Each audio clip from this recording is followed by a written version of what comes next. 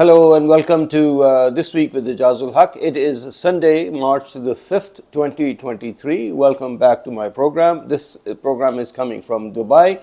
I apologize, I missed out last week as I was traveling. I hope you're all well, and there are a lot of developments, a lot of news for you that I want to bring. First of all, the Supreme Court in Pakistan came down with this judgment that all the dilly-dallying that the federal government was doing on delaying the elections in Punjab and KP province, that has been put to an end. The Supreme Court issued an order that the elections must be held within the stipulated 90 days. However, it did allow for a little bit of extension because there's not enough time left and the election commission needs at least 54 days to conduct an election. However, it was election commission's own fault for delaying the elections. They could have announced those a few weeks ago, but there were other reasons, I guess. And there was a pressure from the government to delay things. The Supreme Court decided that the Punjab election date will be given by the president, as the governor of Punjab said he did not dissolve the assembly, he didn't sign the dissolution papers, hence he is unable to give a date. But the KP assembly, the governor is supposed to issue the date. It's almost been a week since the judgment came out and he has still not issued the date, but it is understood that by Monday he will make the announcement. And the Punjab election date has been announced for Sunday, April 30th. And the election commission is now about to issue the election schedule for the elections. And the KP elections probably will be on the same date, if not on the 30th, then May the 7th. Now, this all goes beyond the 90 days, but I guess the 30 or 40 days that were messed around earlier, both by the governors, the election commission, the government, that didn't leave enough days for the execution of the election. Anyway, there are rumors now that perhaps the National Assembly will also be dissolved and the election will be held simultaneously. The federal government is really scared that if Punjab and KP elections are held and Imran Khan's PTI gains substantial majorities, and they are expected to gain over 70% in Punjab seats in Punjab and over 75% seats in KP. Then when the national elections are held, then that pattern may be repeated for the National Assembly, which means that the PMLN and the PPP will absolutely have no chance of forming government in the center and PTI will sweep the election. Let's hope that is how it is, because it is time to get rid of this imported government who has wrecked the economy, has brought Pakistan to its economy to its knees, is begging and borrowing money. China has been kind to lend $1.2 billion to shore up the reserves. And the Chinese also said that Pakistan's economic woes are caused by some of the Western countries, which is very true. IMF is dragging its heels in signing the agreement. Each delay is costing Pakistan, but I guess the IMF is doing what the US is telling it to do. And this is what the economic hitmen do, unfortunately. IMF, World Bank, all of them, they are just standing by. And the other friendly countries probably are not too happy with this government and are not willing to invest or lend money. Well, let's see what happens. Now, in terms of preparation for the elections, the PTI is well prepared. Mr. Imran Khan, in the last couple of months while he was resting at his Lahore house in Zaman Park, was considering all of that. He has interviewed candidates individually, and the party tickets have been announced for Lahore, and the rest will also be announced by the parliamentary board within the next couple of days.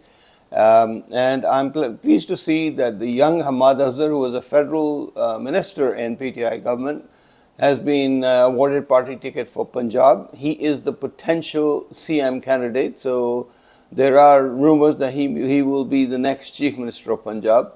It remains to be seen, but hopefully he's young, he's bright and brilliant, and hopefully he will be in politics for many more years to come.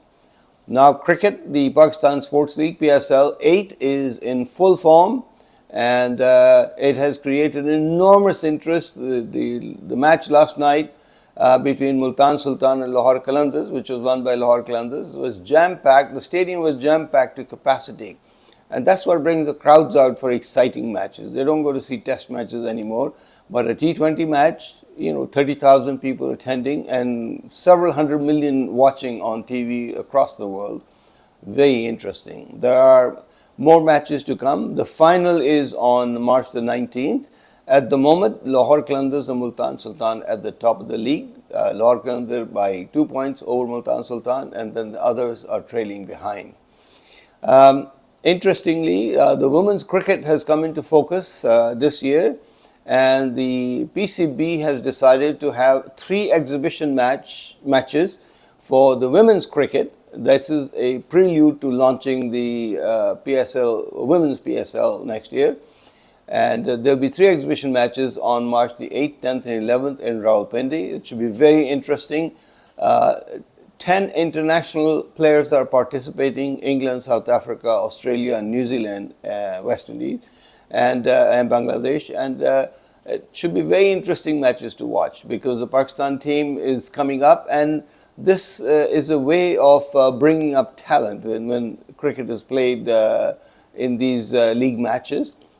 Many good players have come through PSL. For instance, Shaheen Afridi came through PSL, and some of the England players who performed very well in PSL were then picked up for the team, and some of them are now even leading the teams around the world. So this is an enormous opportunity for young players to participate, male and female players, in their respective teams, and hopefully cricket will continue in this zeal and spirit, and the public will enjoy it. Now, next week, there will be a lot of political events. The KP governor is to announce the election date, and then the full preparation starts. Imran Khan will launch his election campaign from tonight. He's addressing in 4 or 5 cities by video link, and then he will start his physical campaigning as well, despite the fact that there is threat to his life, and hopefully nobody is stupid enough to do what they did earlier in Wazirabad, and there will be enough security, and he will be well protected behind bulletproof glass, which is what he should use. The danger is when he's coming out of the car or getting into the car. At that point, if somebody reaches near him, it will be a disaster if he is killed, and there will be mass rioting in the country, and hopefully common sense will prevail, and all those who were involved in the attack in Wazirabad have learned their lessons and will back off. Anyway, this is my vlog for the day. Wish Pakistan well. All the overseas Pakistanis, a lot of those who watch my program, are so keen to see Pakistan do well and are concerned about Pakistan.